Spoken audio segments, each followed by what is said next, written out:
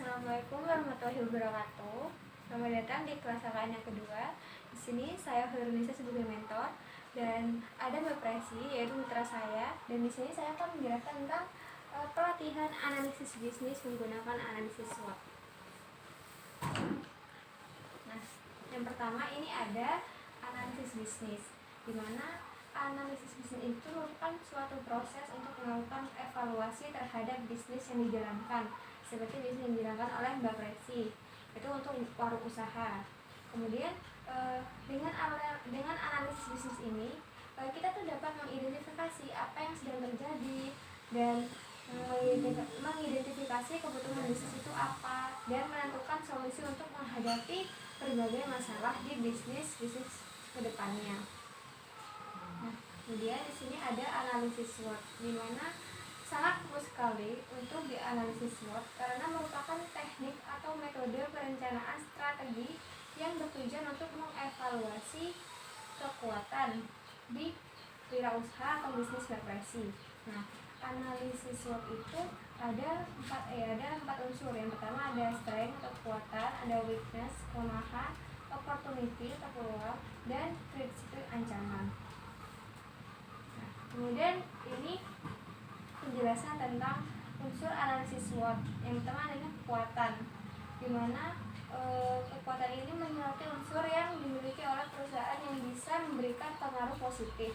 Apa yang ada di bisnis itu yang menjadi keunggulannya, keunikannya, seperti itu ya.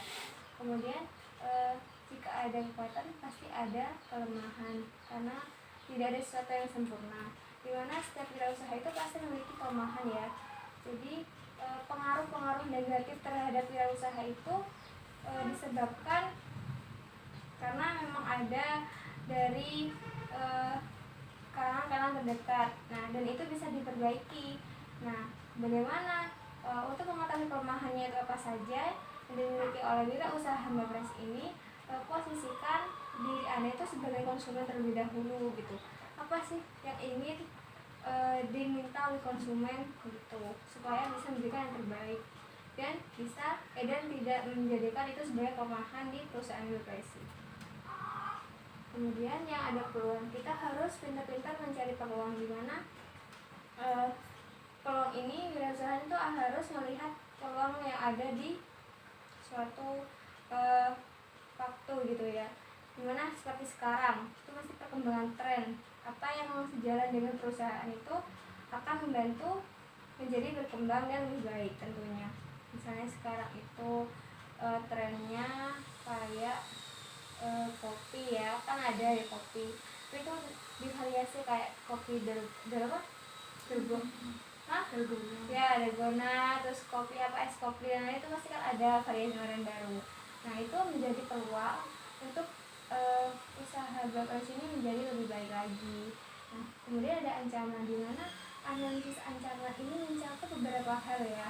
Yang pertama itu, untuk itu kita harus tahu dan harus bisa menentukan apakah bisnis kita itu dapat bertahan atau tidak.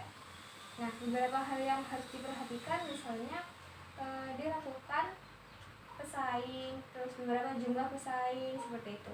Kayak di warungnya Mbak Presi itu masih ada Alfamaret gitu kan, yang menjual banyak-banyak minuman bervarian. Tapi di Alfamaret gak ada gorengan gitu kan. Nah, jadi itu sedikit ancaman bagi para wirausaha seperti itu.